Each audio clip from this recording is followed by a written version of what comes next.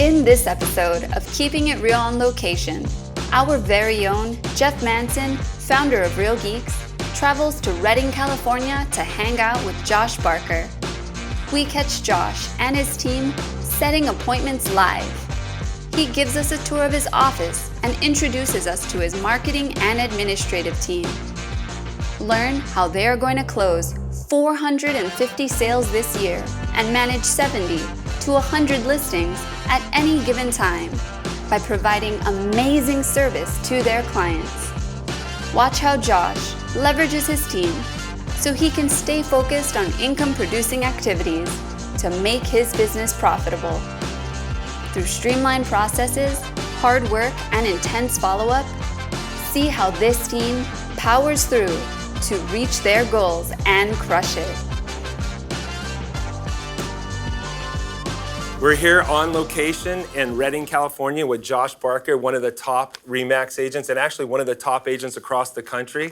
And he's been nice enough to let us come in and hang out with him the next couple days. He's going to share how he crushes it and does. How many homes did you do last year, Josh? Close just over 400. Just over 400. So he's going to share with us and you guys exactly how his team is set up. Yeah. And how he runs his business and what they do to generate business and all their processes. Absolutely. Yeah, I'm looking forward to doing it. I'm really pumped to great. be here with you. Thanks for having us. And Josh has also been a longtime Real Geeks customer, so I've known him for, 3-4 years? It's actually been, I think, longer than that. I would think it's probably 5-6 years now. Awesome. Yeah. So I finally talked him into doing this. Yeah. And Josh does not do this very often or doesn't do this. So never done it before. So this is a real treat for you guys. You're going to learn a ton how to sell a lot of property. Yeah. Can you just introduce yourself as far as let them know how long you've been in the business, what kind of coaching, and also a little bit about your market here in Redding, California, so they can send referrals your way. Sure. Yeah, thanks a lot. Obviously we're in Redding, California. The population is 145,000 total for the area. Roughly 4,500 transactions take place here each year. Last year, like you were saying, we closed over 400 transactions last year. I've been in the business for 18 years now. I've been a diehard Mike Ferry agent since day one, actually. So awesome. I've been a part of that. So and currently, I'm a coach for the Mike Ferry organization now. We'll dive into that a little bit later. Okay. And then I know you have a team. And can you kind of just explain what your team looks like? Well, sure. With our team, I mean, we're broken down into basically two segments. You have the sales team itself, and then you also have the administrative staff. Okay. And I think today, I'm sure you're going to want to take a look at the administrative team because in order to do a lot of transactions. Obviously, you need a good staff to support you and keep you in the role of going out and meet with clients. So it's broken up in sales and administrative. That's right, sales and the administrative staff. All right, and then how often do you meet with your team? I meet with our team every day. So, every day? Oh yeah, so I meet with our sales team every morning to start the day, and then meet with our administrative staff each day too to make sure that we're on track with what we're doing to meet the expectations of our clients. And then do you have a overall team meeting with everybody? We do. I mean, our overall team meeting as a whole company, when we all come together, is once a week. So once a week. Okay, all right. And then also, what during your team meetings and your individual sales or administrative meetings, what are you looking to do, or what's your goal with those? Well, I mean, team meetings are, there's a sales team side of it. It's really all about making sure that they're making their goals for contacts in a day. Obviously, contacts equal contracts. Sure, yeah. So holding them accountable to that, and then setting goals for how many appointments they want to get set, making sure we know who's on and who's not on for that day. Awesome. Work on objections, handlers, and things like that. So sales coaching too.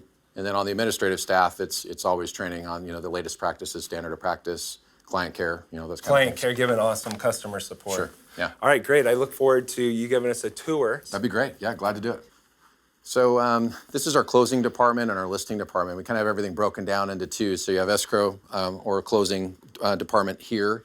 And then over on this end is where you'd find our listing management team. So I'm going to start off with showing you the escrow. And again, that's what we call it in California, but that's a closing department. So this is our senior escrow manager, Lori. Hey, Lori, say hi to everybody. Hi. That's everybody on Keeping It Real. Great. With Jeff. So in any case, first and foremost, I mean, obviously you being our senior escrow manager, you run everything in terms of escrows for the company and oversee everything. So how long have you been doing this for us? About 4 years. About 4 years, okay. I was looking today and I noticed our escrows were around 70-ish, is that about right? Yes, Okay. between the two of us. Between the two of you? And typically it's split about 50-50, is that right, between you Yes. and the buyer side? Yes, usually Okay. about that. So what we do is we split our escrows in half. So we have our listing side that runs all the seller escrows. And then we have our buyer's transactions, and we have a person designated that handles all the buyer escrows. And we like to keep it separate because it tends to work out a little bit better for us. So, tell us, how do we make sure we provide really just great service to the clients that we work with? Well, the biggest thing is the communication between our office and the seller or the buyer, depending on which side we're running. Making sure that we've got inspections set up, prepare the disclosures and get those over to the other agent, and keep everything rolling we talk to them at least once a week. Usually during the first 2 weeks of escrow, it's usually 2-3 times a week. Okay. So I would imagine we're talking with the other agents and the other companies when they have offers on our homes.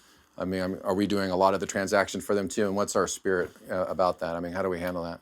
Yes, we're known for basically doing most of the work, which we like that because we like to make sure that it's done right. The other agents like to work with our office because they say that we do most of their job for them. So It makes it smoother for our clients. And, It does. And they're happy about it too. And when we get a new agent that is their first escrow, I will spend time to teach them things that they may not know, because the next time I work with them, it makes it easier for me. Absolutely, you bet. And how frequently are you and I meeting then? We meet every day about 11:30 for about 10-15 minutes at the most. Okay, and what's my attitude normally at that meeting?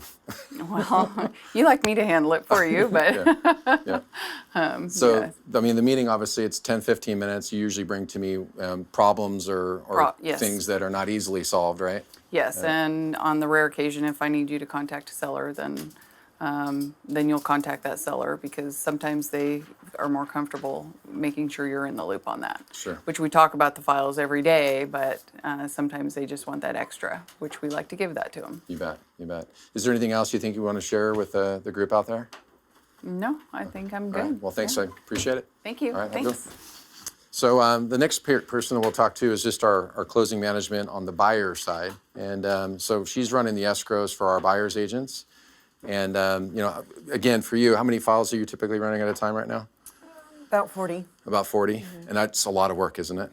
Okay. And what is it exactly that you're doing for the buyer's agents right now to assist them?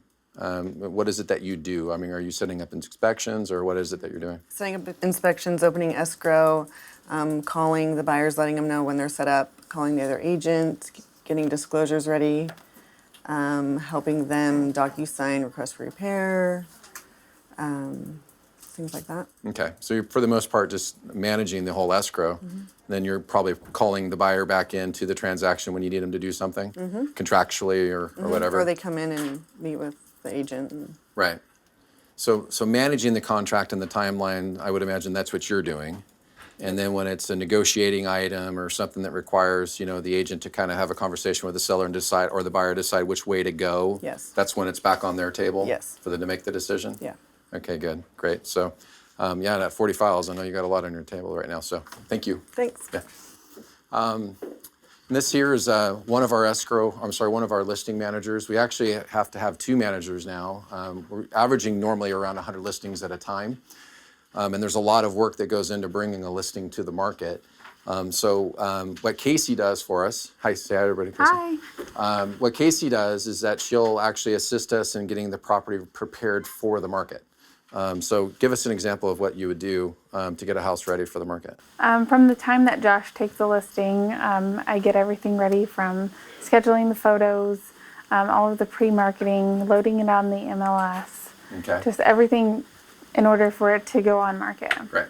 And there's sometimes things that have to be done to a home Yes. to get it to the market? Yep, coordinate any kind of work that the seller needs, make recommendations on contractors. Okay, and supervise the contractors. Yep, and supervise and make sure that they're showing up when they're supposed to show up, and the work's getting done, and that they're also getting paid. Great. Yep. So in your mind, what is the biggest challenge in this department? I mean, obviously, we have that second listing manager for a reason. It's a giant balancing act. So, we're listing, we've got, 80 right now at least? Yeah, on the market at the moment, yeah.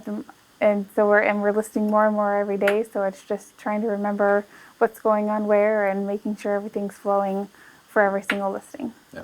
So what happens is that we have 80 or so that would be actually on the market, and then you'd have another 20 or so that are listed, but they're not on the market yet because they're in the process of Yes. getting ready for the market, and They're that's not ready. in that area between when we've listed them and getting them to the market. That's the area in which Casey is managing. So thanks a lot for doing that. Thank you. Appreciate it.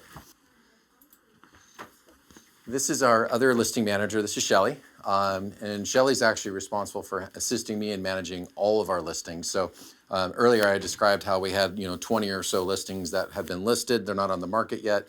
Casey's assisting us in getting those prepared for the market. And then, do you mind hitting that do not disturb there real quick? Thanks. And then the other 80 or so that we have listed right now that are on the market, that's what Shelly would assist me in doing, is maintaining that relationship with the client, and of course a lot of other things too. So just to jump in, describe real quick for us, what does your average day look like? What are you doing to assist our clients and provide great service and make sure our listings get sold? First thing in the morning, I just go through, obviously our email is the most important communication we have with other agents in the field, and that's where all offers come in, and that's the sellers want to know about is, do I have an offer? So Sure. we want to get those to them in a timely fashion and get them all prepared for you to negotiate. Right. Any communications with other agents, we want to respond to quickly. They have questions about our listings and their buyers want information, and we want to offer that service to our sellers, that we respond immediately to other agents that have inquiries, and it's not a couple day turnaround, it's same day, Right. within a couple hours hopefully. You bet. Then, I go through my day of touching base with sellers that are occupied because they're in their home, they want to get out of their home, and they have the probably most interaction with other agents, and they know what showings have happened, and they're looking for that information, and we want to provide that quickly. So they're living in the house, they're getting showings, Yeah. they're really wanting to know what's going on, what are people thinking about our homes. So, Yeah. and we always getting showing feedback. Showing feedback, we follow up with showing feedback right away.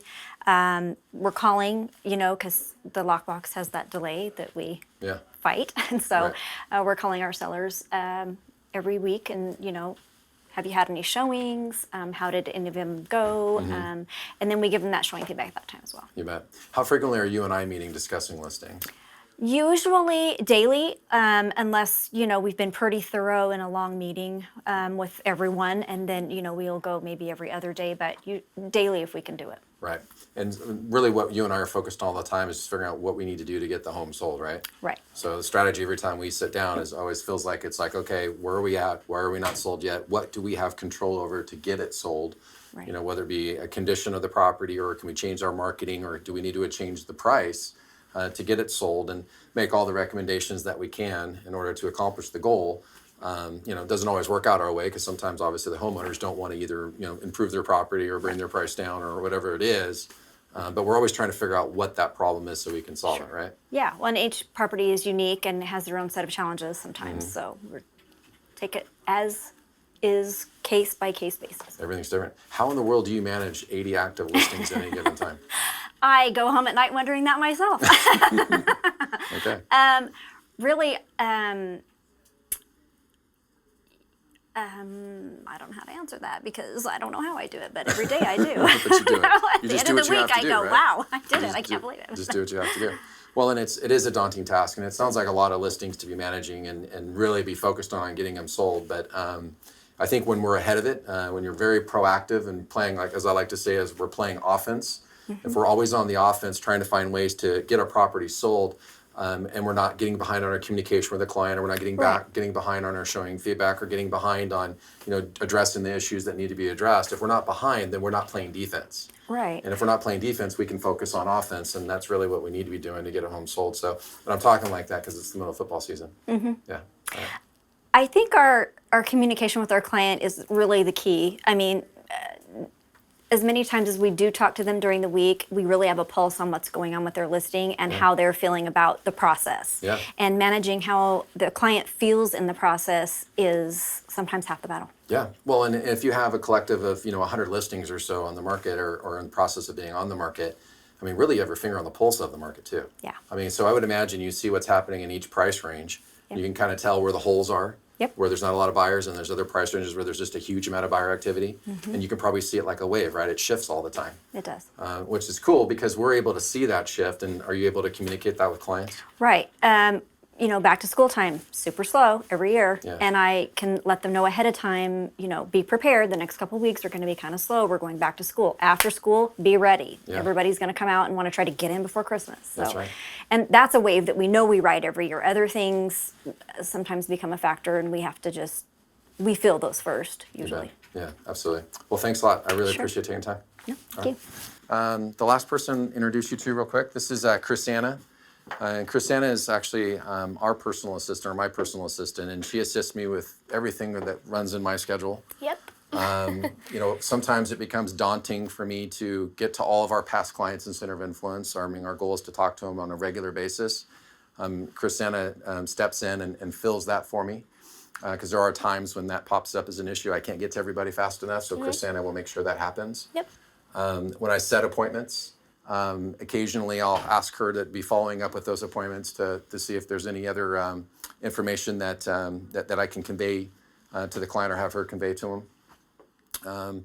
The other thing too is just assisting me in negotiating too. So when I'm on the phone talking with a client and negotiating a contract, once I'm finished with that conversation, typically Chrisanna is the one that's going to be typing up that response for me and sending it out to the client and following up that it gets signed and gets back. So that I'm free to go and move on to the next thing. Next offer. Yeah. A lot of times our clients, past clients in Center of Influence will call. And when they call, I'm maybe on an appointment or not available to take the call at that moment. Most of the time, Chrisanna would be able to take that call though, answer the client's questions, and then set an appointment for me to meet with them if it's a listing appointment or anything. So she handles pretty much all of my life. Yep. Which is great. So in any case, thanks, Chrisanna. Yeah. Appreciate Thanks it. so much. All right. And then last person, if she's out here, is Brittany. Did I go too fast for everybody? No. Okay, and this is Brittany. She runs our front office. So all the clients come in, get greeted by Brittany, and of course she's taking care of assisting with anything that might need to be done in the office. So what is your biggest challenge up here in the front? Figuring out where clients need to be directed as to clients that call in or walk in, whether they need to be directed to agents or to listing managers. Okay, so just directing traffic. Yeah. Right? Well, you do a great job at that, so thanks a lot. So there's Brittany. All right, this is Adam. And Adam handles all of our marketing for the company. So one of the things that we've had to do is, because of the volume that we run at, is, for sign installation, for lock boxes, for photography, for doing our 3D virtual tours, really everything that has to do with getting the house ready for the market in terms of marketing, preparing the home, that's what Adam does for us. So give us an idea of kind of what happens. I go out on a listing after Josh meets with the client, and with his specific set of instructions, I shoot still photos, drone, we do aerial video and still shots, as well as 3D scanning. So I am Pretty much here everything. to service the client. That's right, when you do a Get good the home job. sold. Appreciate it very much. So in any case, that's Adam. All right.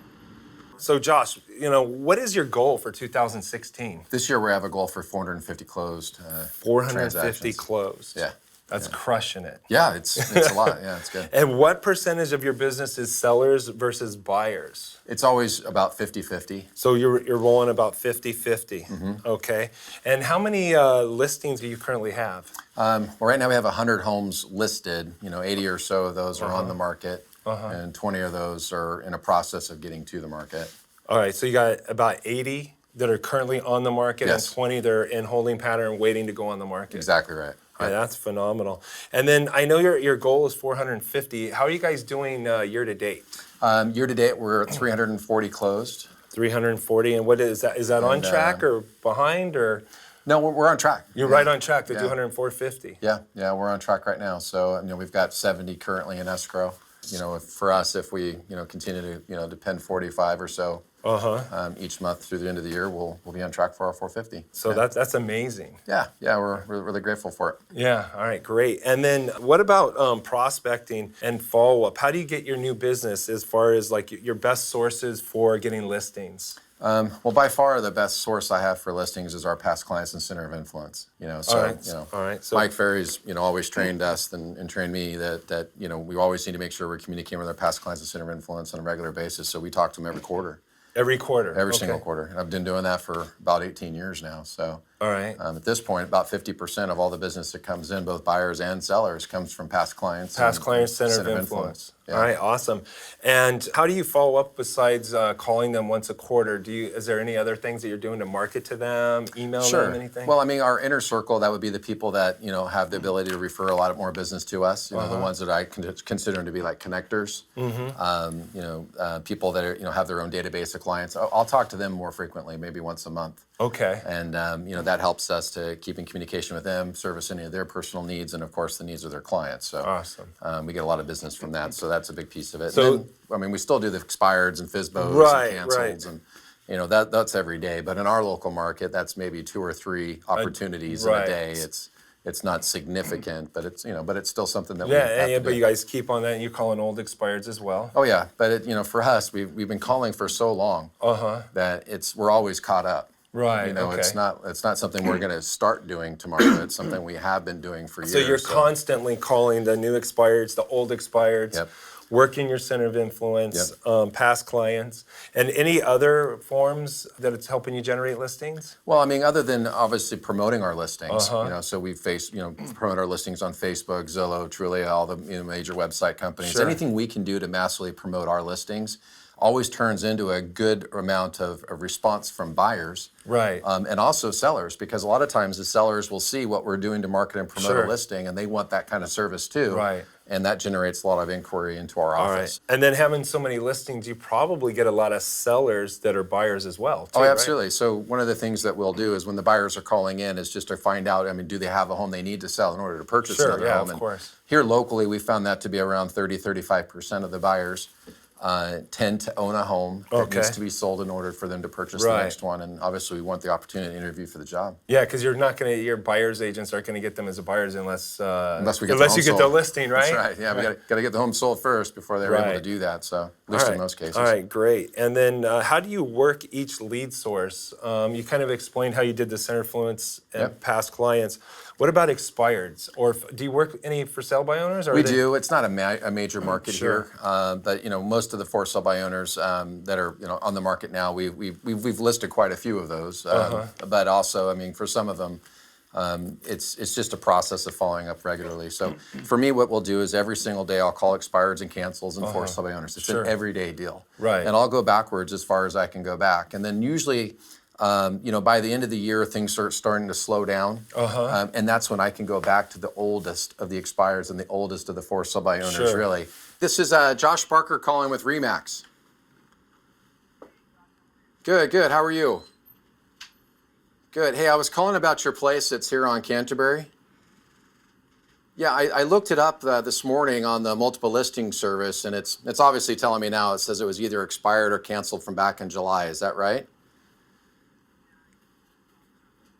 You're not selling anymore? Okay. If you'd had an offer on the home when you were on the market before back in July, if it was a good offer, could you have taken it, or is that the part that's changed for you? Are you happy with it? Okay.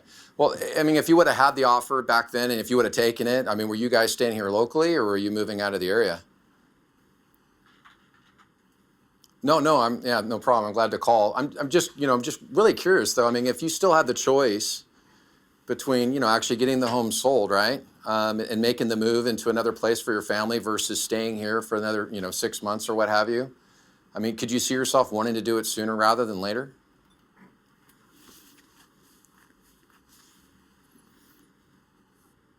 Next year? Okay. Well, if there was, and I don't know for sure because I haven't seen the home yet, but if there was a financial benefit, maybe to getting the home actually sold now, versus waiting until next year. If it financially made sense, could you see yourself being able to consider that? Okay. Well, if you could take advantage of the market now and get it sold for a high price instead of wait till next year, if you knew you could really get it done, is that something you could think about or? Okay, all right. The fact that you're saying that, I think it makes sense we probably sit down for 15 minutes. Right now, I'm sure you probably realize, but all the houses that are selling around Canterbury, they're typically selling around 30 days or less. Have you noticed that? Yeah, no, I understand. Nobody likes to be on the market. You just want to get it sold when you put it up for sale, right? Okay, so I just want to make sure I understand though. I mean, if you could actually find a buyer for that home in the next 30 days and net the price that you wanted and be able to get moved into another home for the family, could that be a win for you? Okay, all right. Well, then let's do this. Let's get together for 15 minutes. I can share with you exactly what we're doing to get homes sold. That way you have a chance to see what we're all about and what we're doing. You can compare it to what you've experienced in the past and make a decision at that point that makes sense for you. Fair enough? Okay, well, if I were to do that, I could meet with you this afternoon, or are you better tomorrow at probably around 4 o'clock?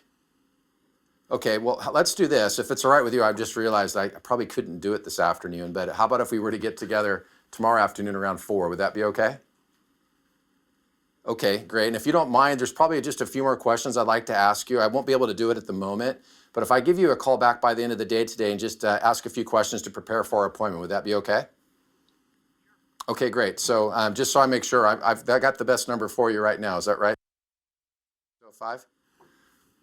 Okay, great. So I'll give you a call back just to confirm, all right?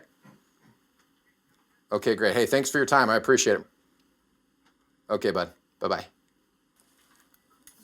All right, Josh. There you go. Book an appointment. Ring the bell, baby. Ring the bell. Woo! He just you booked very an much. appointment. All right, great. All right, so what was that? Was that a brand new expired or? No, it's an old one from the 16th of July. So, Okay. It was a while ago, but And had you talked to them before, or is this the first time you've spoken with them?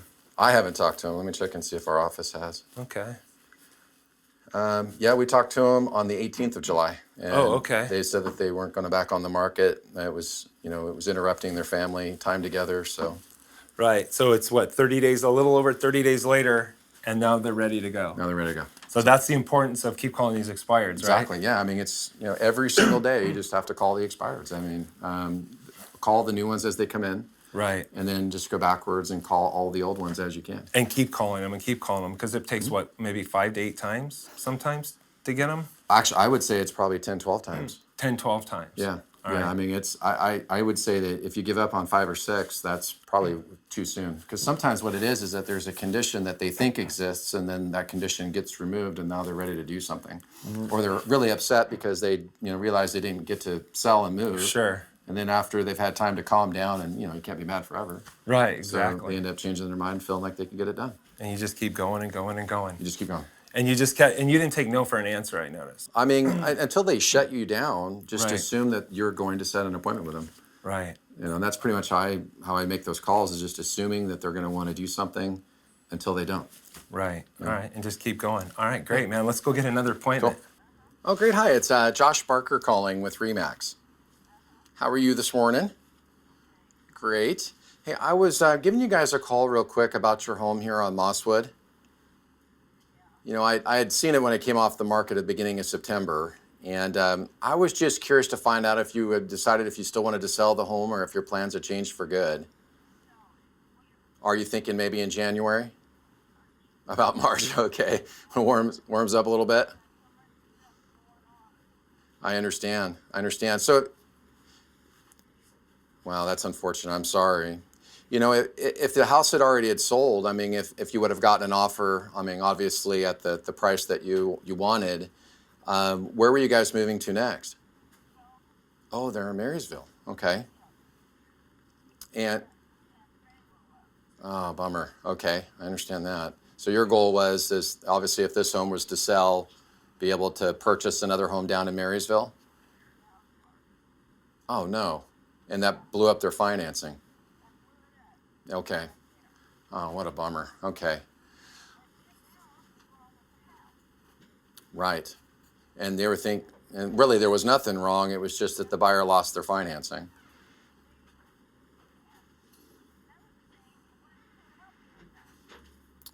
As far as marketing and promoting it, you didn't feel like it was out there? Okay, I understand. Oh gosh, what a bummer. Okay, so there was... Didn't know. Okay. All right. Sure, of course. You bet. Well, when you think about it, Ruth, I mean, if you had the choice between, being sold and maybe even down in Marysville before the end of the year, versus sitting here until next spring? I mean, if you really had the choice between those two, what would you see yourself wanting to do? Yeah, I would just imagine if you could actually be, marketed, sold within a few weeks, moving to Marysville before the end of the year to be with the grandkids, versus, starting the process in the spring. I mean, if you really had a choice between those two options, could you see yourself wanting to be down there sooner rather than later? I understand, yeah. And you certainly, waiting is always going to be an option. You could certainly wait till next year and that would be fine. But if you could do it sooner, do you think you might want to? Are you? Okay. Right, and you're thinking maybe going into the winter to be tracking too much mud in the house? Okay. So if you had it sold before it really even started to rain, I mean, let's say if you could get it sold the next month or less, of course at a price that works for you to get to Marysville. I mean, if you knew that could happen, so you didn't even have to contend with the weather, could that be a benefit to you? I understand, yeah. And oh, good for him. That's great. Okay, good for him. That's great. Well, maybe what we could do, Ruth, I mean, of course, if this is okay with you and if you think it would help, maybe it would make sense to sit down for, 15 minutes. I can share with you what other sellers are doing right now in your same situation that are getting their homes sold fast and, of course, for top dollar. And that way you and your husband have something to consider whether or not to do it now or wait until the spring. I mean, either way was perfectly fine. But it might make sense to get together now and at least have that conversation. Does that make sense? Beautiful green grass. Yep, I agree.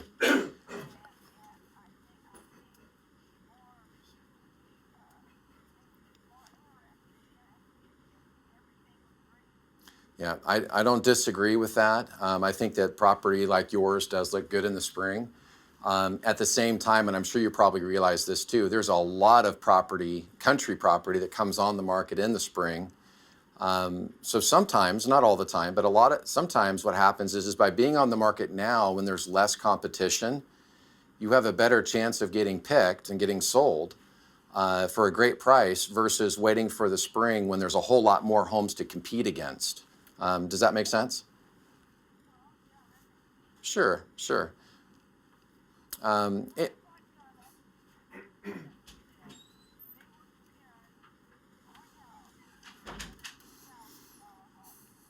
mm,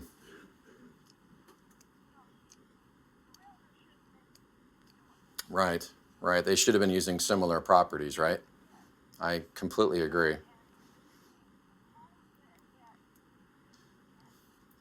So it sounds like there was yeah, of course. That's what he was saying, you're saying? Yeah, yeah. No, and it's that the challenge, obviously, and you probably already sensed it, is that when you put it on the market too high, you have hardly anybody looking at it. And by the time you bring the price down, you're on the market too long. Yep, I could see your point.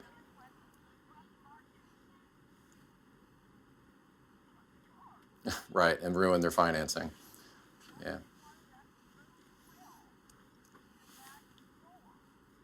Oh, that's strange. Okay, interesting.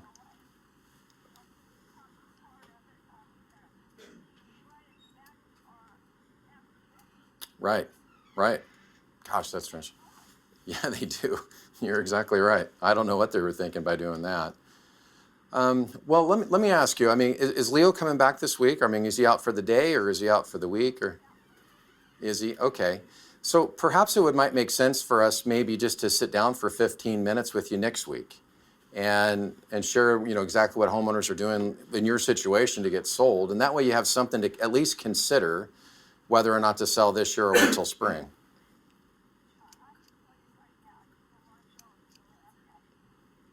Till after the new year? Okay. All right. Would it make sense to get together for about 15 minutes and come up with a strategy for getting the home sold next year? Sure, smart.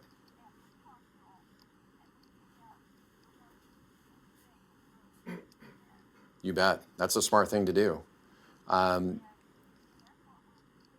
Okay, so you're thinking start those interviews in the beginning of the year? Okay, all right. Would it be okay with you if I just touch base with you between now and the end of the year just to see how things are going for you, and then of course set an appointment to meet with you when it's time? Oh, okay, we'll certainly do that. Is there anything else I can help you with this morning? I'd be speculating to give you an answer. I can just tell you from our own experience when that has happened, it's because, when you changed the listing or reduced the price, you didn't make sure that it reached all the sites at the same time. And so, every agent really needs to take the time to make sure it's populated correctly on each site. It didn't sound like that's what happened, so. Okay, well.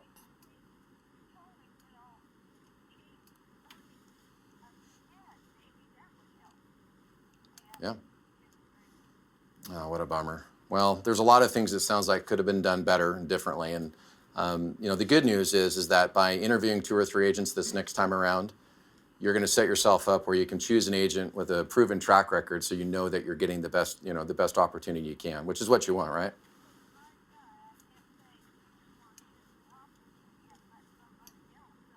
Yeah, that's too bad. That's too bad. Well, sure. Well, when it's appropriate and you feel the timing is right, I can go over exactly how we get homes sold. I mean, for example, how long were you on the market? Do you remember? Okay, 3 months. During that time, we personally sold 150 homes here in town. And I'm not trying to say that to impress you at all. I want to impress upon you, though, that the plan that we are using is truly getting the results that homeowners like you are looking for. I mean, you just want the house sold at the highest price, right? And you want it done in a short amount of time?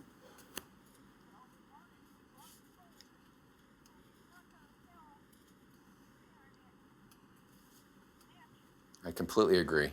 I completely agree. Yeah, that's too bad.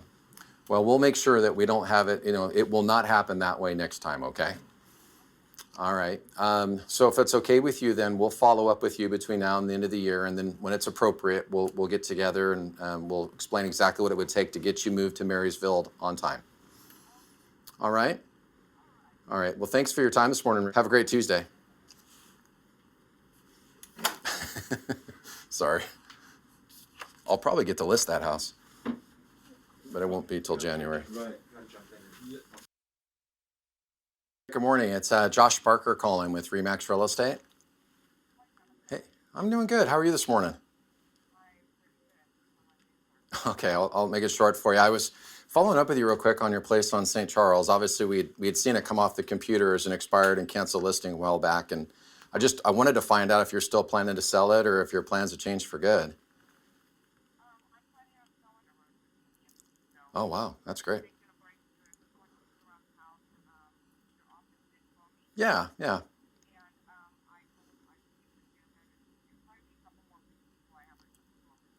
Okay, that I totally understand. Would it make sense to tentatively set an appointment for maybe 2 weeks from now and then follow up, of course, between now and then?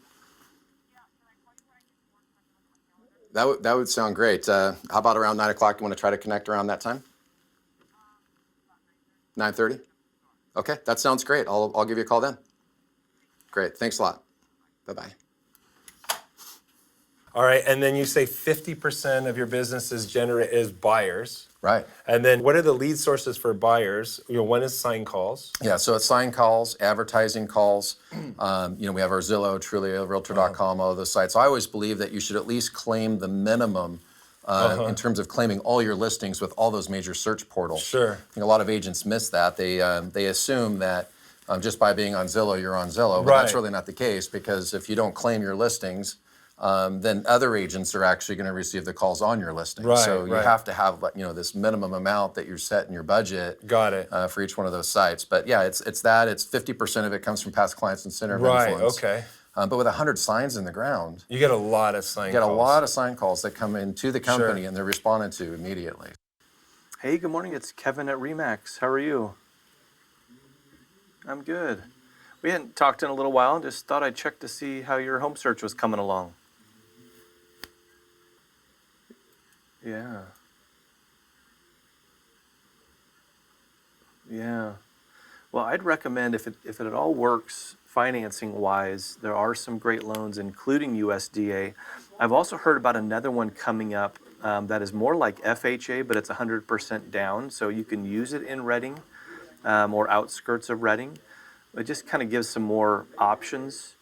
But what I would definitely recommend, if you guys have 15 to 20 minutes, I would suggest let's sit down, let's talk a little bit about the market, what smart buyers are doing to get a great home at a great price. And that's kind of what you guys want, I'm assuming, right? Yeah.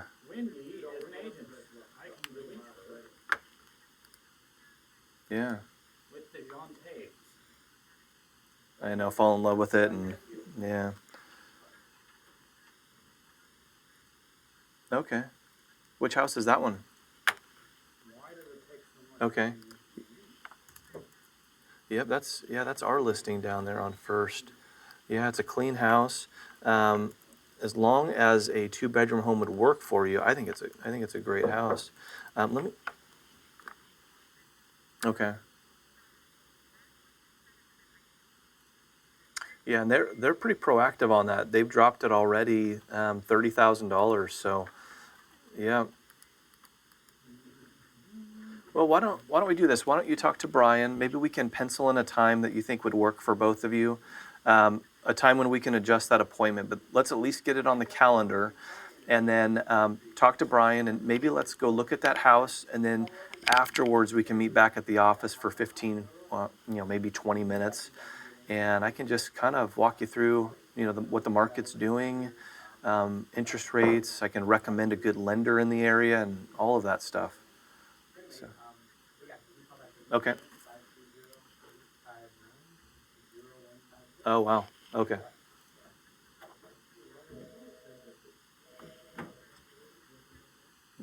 Oh, yeah.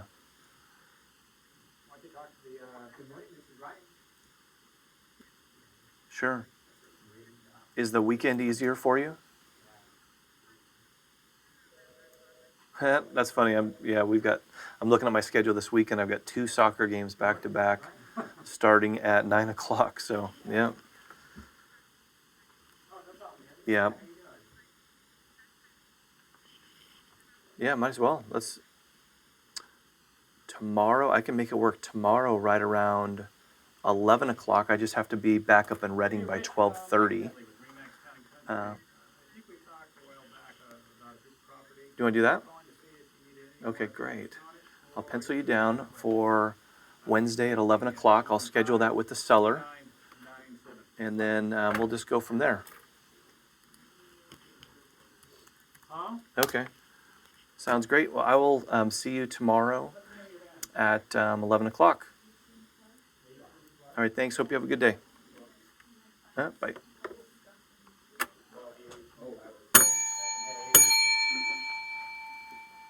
Hey, Kevin, what just happened? I heard the bell ringing over here. Yeah, so just set an appointment with a buyer who I've been talking to probably for about a month and a half, 2 months now. Just kept in consistent contact with her through our database, and try to call her about once every week or so. Okay, great. And there's a house she wanted to look at, so. All right, so there's a home that you're going to go actually show and go on an appointment. We'll meet her tomorrow down in Cottonwood. Awesome, man. Great job. All right, thanks. All right, go get some more. All right, appreciate it. All right. This is Erik over at Remax. How are you? Good. Hey, we talked a while back in July. You called us on our listing that we had on Denise, and it was pending at the time. Yeah. Yeah. Anyway, I just touching bases with you to see if you're still in the market to searching for a home, or what's your status. I'll pull it back up. I thought I had left you a voice. No, I tried to leave you a voicemail. I think it fell out of escrow, and I might be back in now. Yeah, but your voicemail wasn't set up, so I wasn't able to leave you a voicemail. Yeah. So, and I have an email. So, let me just double check on it really quick and just see what its status is. I'm pretty sure it's back in escrow. I'm not 100% on that, but which one was that on Denise? Yeah, that one is back in escrow. But it did fall out and it's back in now. But there's a couple other on Denise. Are you interested in that area, or were you interested in that house? Gotcha. How many acres? Okay. Yeah, because there's another one on Denise. What's your price range? What price are you trying to stay under? Under half. Okay. Let me see. There's one for 610. There's 399. What is this one? 4H. This one is. It's only on 3 acres too. There's another one on 3 acres out there on Denise for 399. But you want more than 3 acres though, right? Okay. Okay. All right. Are you open to getting together and setting up a portal with me where I could show you how we could get you all set up on some listings, so when they do come on the market, or if they come back on the market, you'd be the first one to know about them? Okay, could you meet me in my office at some point? So Monday or Tuesday would be perfect for me. What works best for you, afternoons or mornings? Let me grab my calendar really quick. I'd love to set you up on a day so we can kind of just have something locked in with the season that we're going into now, and the interest rates still being low. I think it's a great time to start looking for homes. I hate to see you miss out on something. So let me look at my calendar for next week. How about, you said Wednesdays works best for you? The 19th? Okay, so let's do Wednesday. Okay, Wednesday night. What time works for you? 9 a.m. You've got it. Okay, so I'm going to put you on my calendar for 9 a.m. Wednesday morning. And we'll get together, and what we'll do is we'll get you all set up. And in the meantime, I'll send these 2 listings to you that are on Denise, and I'll do a search and see if there's anything else. Would you be open to looking at any of these houses? Okay, one of them's vacant, super easy to show. It's a 4-bedroom, 3-bath, 2,700 square feet on 3 acres, and they're only asking $399,900 for it. Okay. Yeah, it's in Cottonwood. It's on Denise Way in Cottonwood. So it's got a septic. It's water district. It's only been on the market for 14 days. Yeah, so I'm going to send these two to. Yep, I'll send these 2 to you. If you want to see it prior to our meeting on the 19th, I'd be glad to show it to you. We can swing out there real quick. Like I said, it's going to be super easy to show. I'll be glad to do that with you. Okay. Hi, good morning. Do you have? Yeah, no problem. Do you have any questions for me while I've got you? Josh has asked me to call all. Okay, perfect. All right. I'll talk to you soon. All right. Plans on selling your homes in the next 6 to 12 months. Okay, he does sell a lot of homes in the. All right, great. And then what about online? We don't do any pay-per-click advertising currently. We've done it in the past. Right. I just find that it's not as well received as like Zillow, for example. Sure. So we do have a modest budget with Zillow. We have a lender that also participates Right. in that and pays their share of what they do Okay. for Zillow.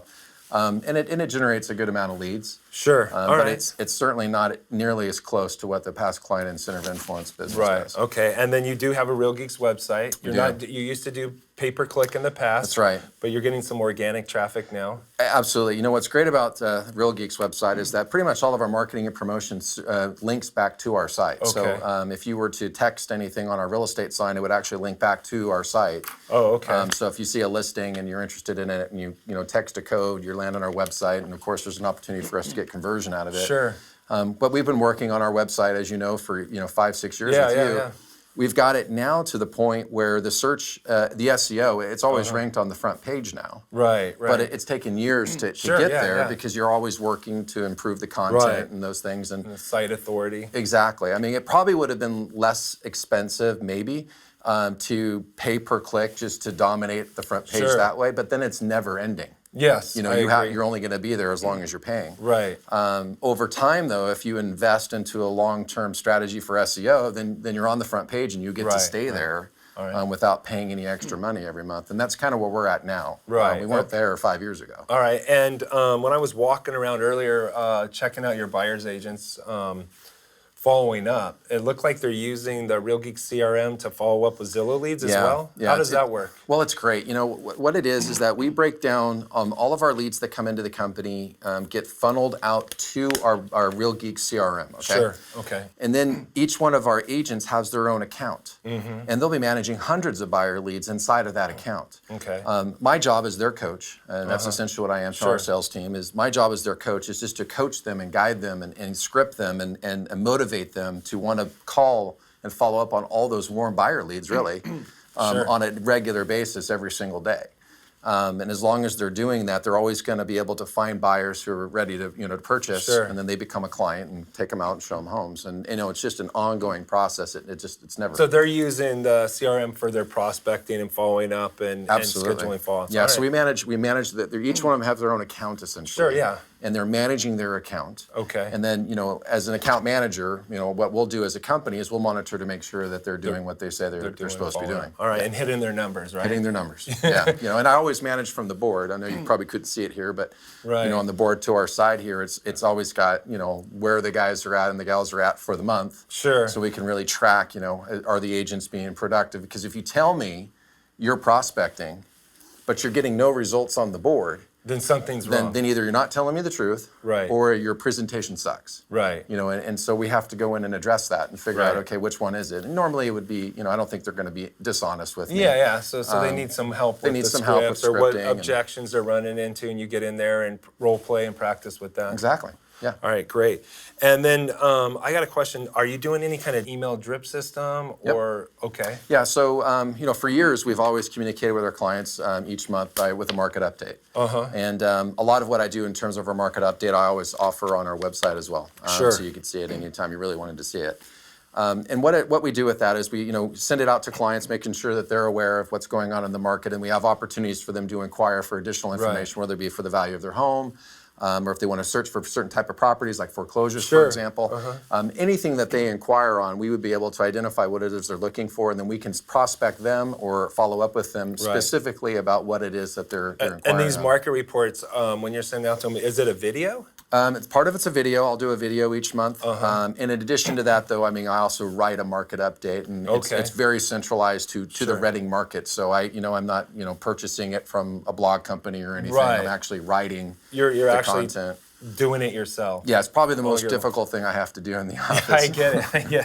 Is write that every month. All right, great. We do it. So you're dripping on that. All right, awesome. And then how do you manage so many listings? Because you have 80 active listings and like 20 waiting. Right. How the heck do you do that? Well, I don't do that. Okay. Well, I know you personally don't do it. It's managed by the staff. I mean, I've got a great listing management team, and what their job is really is to facilitate making sure the property gets to the market on time, on budget. Because obviously the sellers in some cases have to get things to the home to get it ready for sale.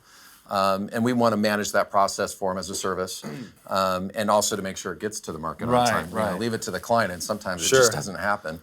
Then, of course, managing it on there, you have to have staff. I mean, you really do have to have the right people in place to do it. And I mean, for me, I want to be free to go on as many listing presentations as I possibly can. So that's where I spend my time. And as long as they're doing their job, I'm free to go and do my job, which is to go out and list homes. Right. So income producing activities, follow up, and negotiating contracts, basically. And as soon as it turns into an administrative activity, we want to have a system for getting it out to them.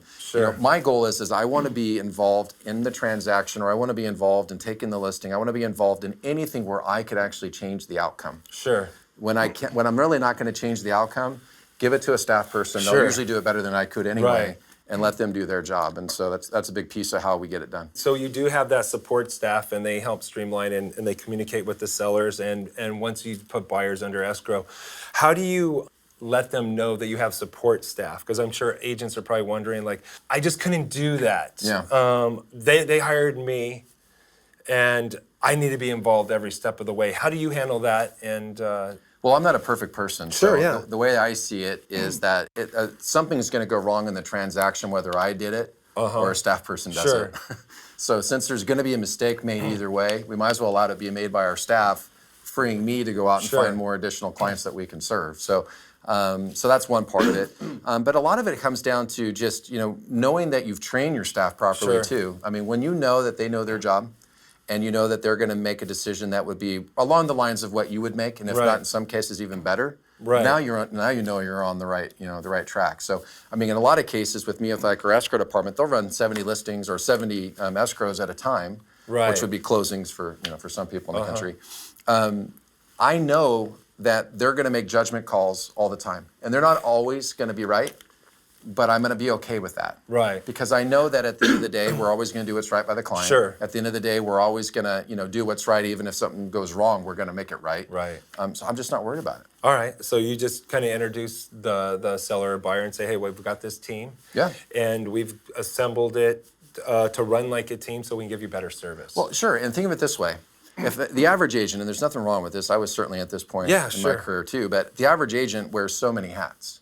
Too many. You know what I'm saying? Yeah, I mean, they yeah. have to do everything. So if they're out on a listing presentation and a buyer calls in on one of those listings, in most cases that buyer's not being serviced. Right. Or if you're in escrow with a client, you're out on an appointment showing somebody else a home, and that seller or that buyer that you have in escrow calls your office with a question. In most cases, it lands in a voicemail, and they have to wait half the day to get an answer.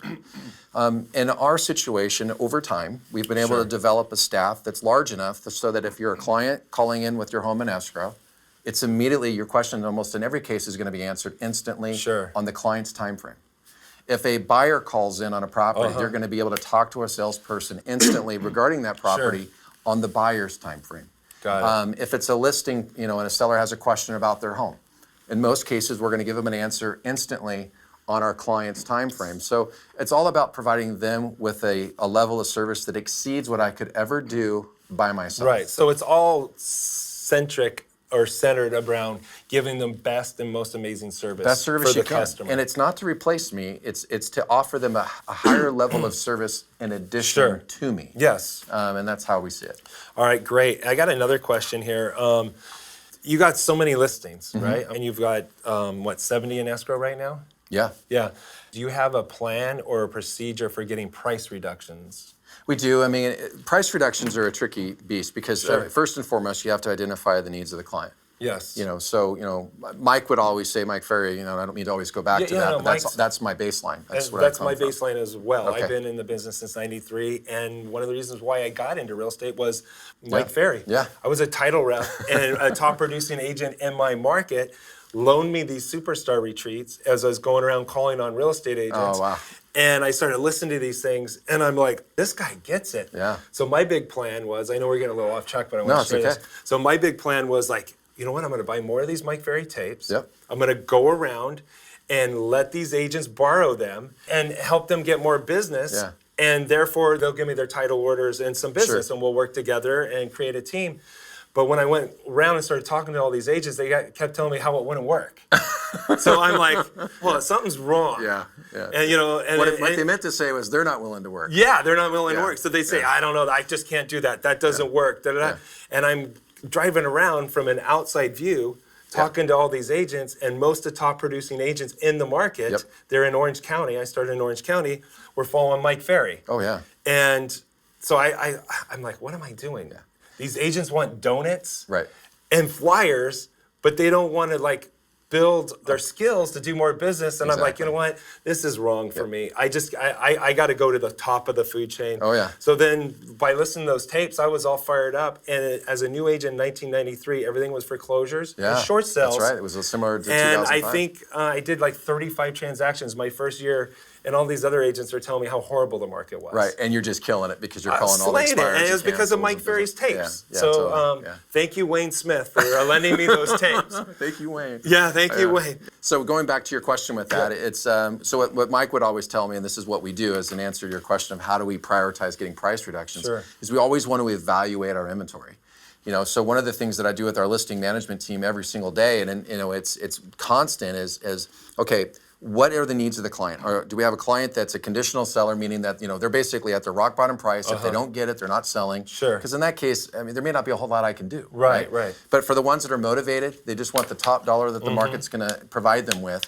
My job is to figure out, okay, what do we need to do to get the home prep for sale? If it's not showing well, what do we need to do to change that? Right. What do we need to do to tweak our marketing so that it's exposed or received by the public in a better light? And what do we need to do with the price? What is the truth in the price so I can share that with the client, make sure that they understand it, so they can take action on it and get their home sold. So it's an ongoing process. Right. It's every single day. Right. It's probably one of the most frustrating things for me is when I list a home and I walk out and I go, yeah, this is going to be a no-brainer. It's going to sell right away. And 2 weeks later, it's not sold. You're like, oh, crap. Yeah, all right. So what's going on in the market? You got to assess it and see what's going on. And it's always changing. The market moves. So it's our job to study the market. It's our job to be able to present that information to the client in a way that they'll understand it and then get that property sold. So, lower price range properties, 2-3 weeks max, they need a price reduction. Sure. Higher end properties, it might be a month or two because of the amount of buyer demand. It's all dependent on the situation in the market and what's happening. Exactly. All right, awesome. So I wanted to dive in deeper because when we mentioned one of the things that that you do training, and you're a Mike Ferry coach, or you're one of the trainers in one of the programs that he's developed. Yep. And I just wanted you to be able to share this with people. Oh, sure. Well, Mike Ferry is obviously great at getting agents up to 75, 100 transactions, no problem at all. Sure. And I mean, that's anybody that's motivated and is willing to work. That's the key, willing to work. Willing to work, right. There's no doubt that over time, and it does take time. Yeah, it doesn't happen in a year or two. It can take more than that. You can get to that number. But to get to that next level, sometimes it takes leverage.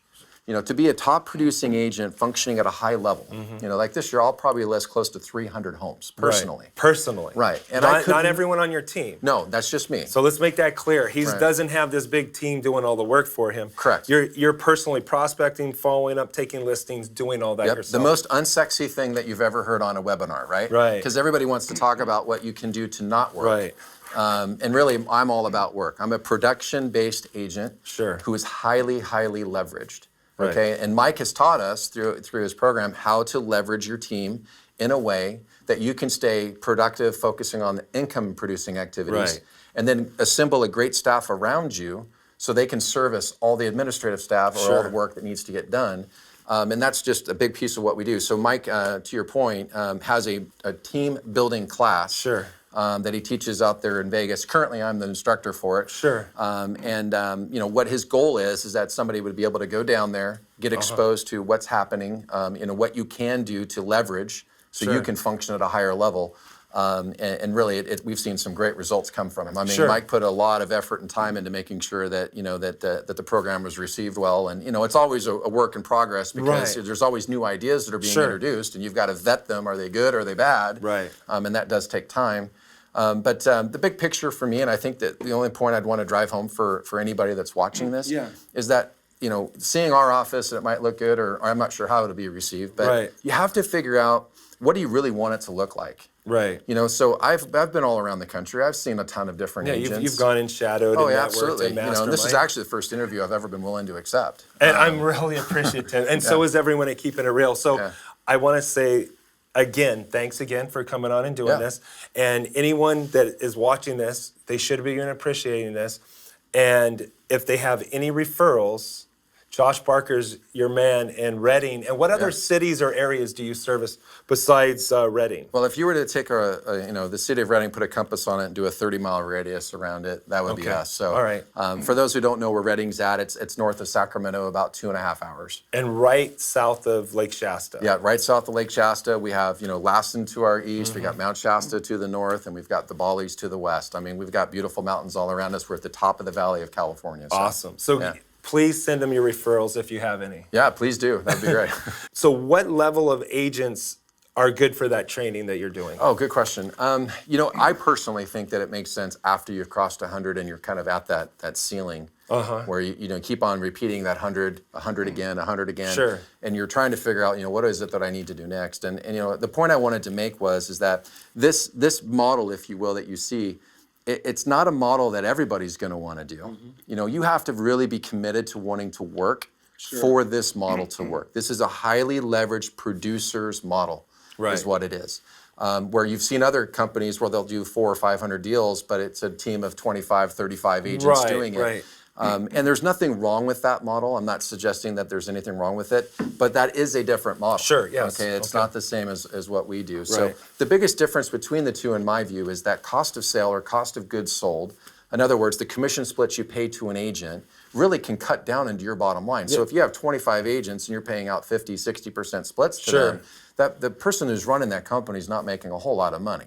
Okay. Yeah, they may be making $1 million, $1.5 million gross revenues, Right. but the main agent may only be making 100, 150,000. Yeah, you know what I'm saying? So if you're in a producer's model and you're doing a lot of the production, in my case, I do close to half of it. Yeah. You know, I'm not paying another agent in my company, you know, a commission split. And so it's a higher profit model, but the trade-off is I have to be actively involved. I've got to be willing to work in order for that to work. I got another question for you. Sure. They're like, oh my God, he's doing all this, he's doing all these deals. What's his schedule look like? How many days a week? Because I'm thinking, they're wondering, oh my God, he must work 7 days a week, 24 hours. So what does your schedule look like? Sure, I only work half day. So I work from 6 in the morning till 6 at night.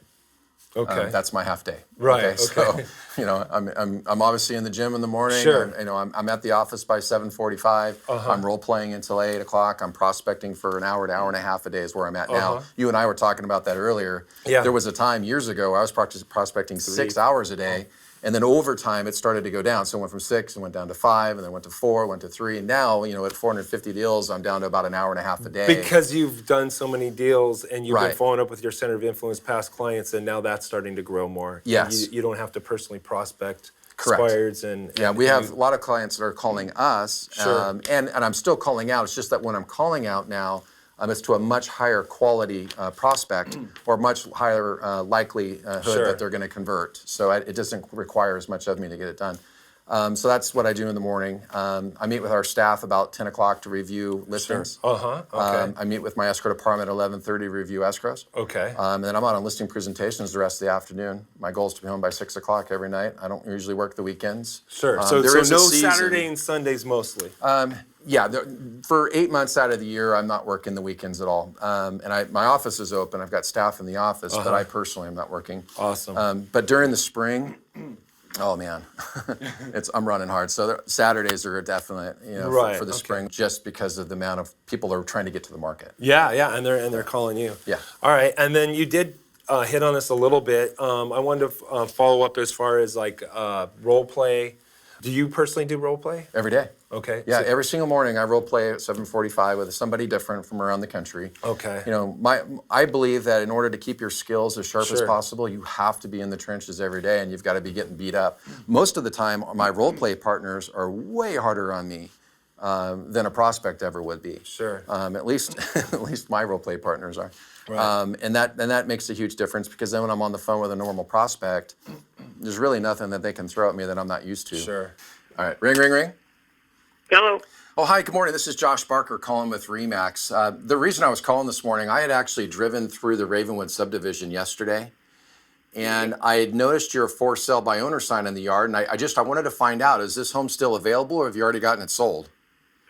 Yeah, we've got it available, and I appreciate you calling. We've had a few of you agents call. We're really not working with agents. That's kind of why we're doing for sale by owner. Oh yeah, no, I can completely appreciate where you're coming from. I'm just curious. I mean, the first time I saw your home was yesterday, but how long has it been for sale? It's been about just a little over a week and a half now. We're going on 2 weeks almost. Okay, good for you. So you just got started then. When you sell the home, where are you moving to? We got a job transfer. I got to start in about 3 months from now. So we got a little bit of time, but we're moving to Dallas for a job transfer. Wow, congratulations! Is this a good thing for you? Are you excited about the move? Yeah, it's a promotion, so yeah, it's good. But I guess we might consider working with an agent if they had a buyer. But right now, Josh, we're really selling on our own, so we're good. But I appreciate you calling. No, absolutely no, and I appreciate your time. And what I hear you saying is, hey, you're willing to work with us as agents if we had a buyer for the home. Is that correct?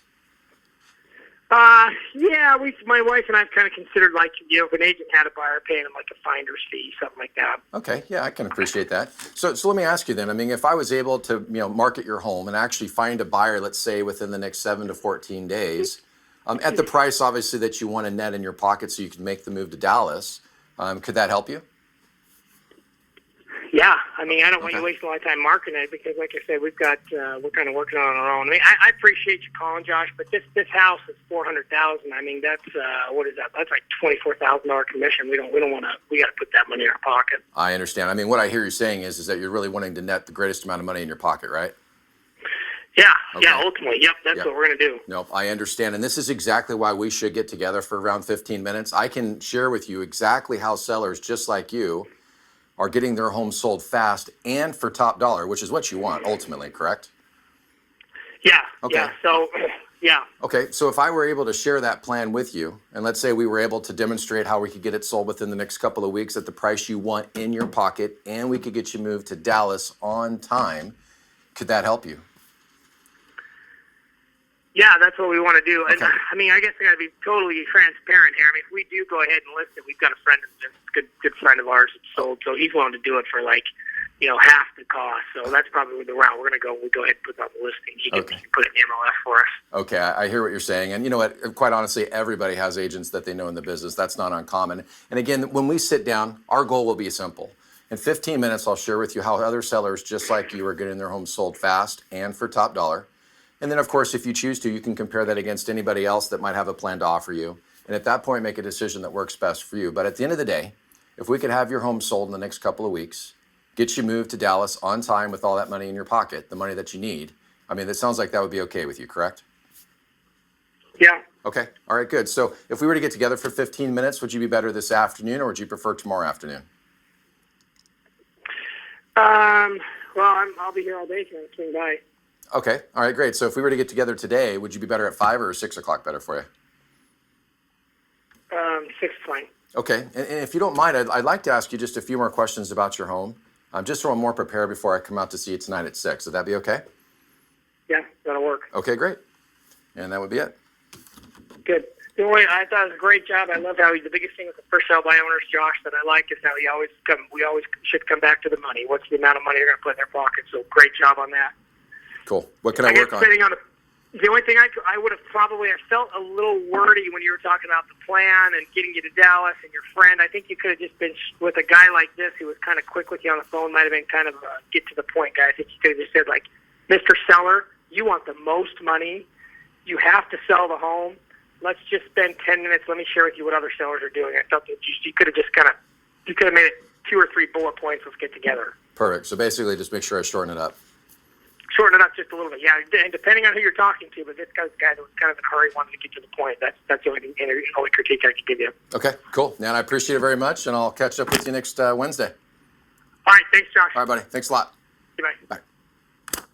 And I also do make sure we do that with the sales team too. And do they have individual role play partners around the country? They do. Or do they role play with each other? They role play with each other and around the country. And each day, when we have our 5-minute huddle, before we get our day going, I'll also, role play a couple of different objections with them too, just to make sure everybody's staying sharp. Because the market's always changing, so the objections change. Like right now, for listings, the holiday objections coming up. Oh, we want to wait till next year and get through the holidays. Right. You got to know the objection handler. Sure, for that. of course. Also, the same thing's true for buyers. In some cases, buyers are, going to have common theme objections depending on the time of year that you're in, and there's ways that you can practice that to address it. Great, so it really helps. All right, well, hey, Josh, thanks a lot for allowing us to come and hang out at your office and shadow you for the last 2 or 3 days. You've been amazing. This has been great. And I really appreciate you sharing with so many people, man. It's in the spirit of masterminding. I really love it. I appreciate you too, man. You've done a ton for us in terms of setting up, helping us out with our website and everything else. I can tell you that it's been a huge pleasure to be able to meet with you face to face. Yeah. Man, so I just appreciate you very much and your heart too for going out there and just, trying to help all of us as agents in the marketplace get better. So thank you. All right. Thanks again, man. I really appreciate it. You bet. Keeping It Real on Location is produced by Real Geeks. Visit keepingitreal.com to opt in and be notified by email so you don't miss any upcoming episodes. You can follow us on Facebook, where we're constantly posting educational and training material. You can also follow us on Instagram and subscribe to our YouTube channel. To find out more about Real Geeks and what we offer, you can visit our website at www.realgeeks.com.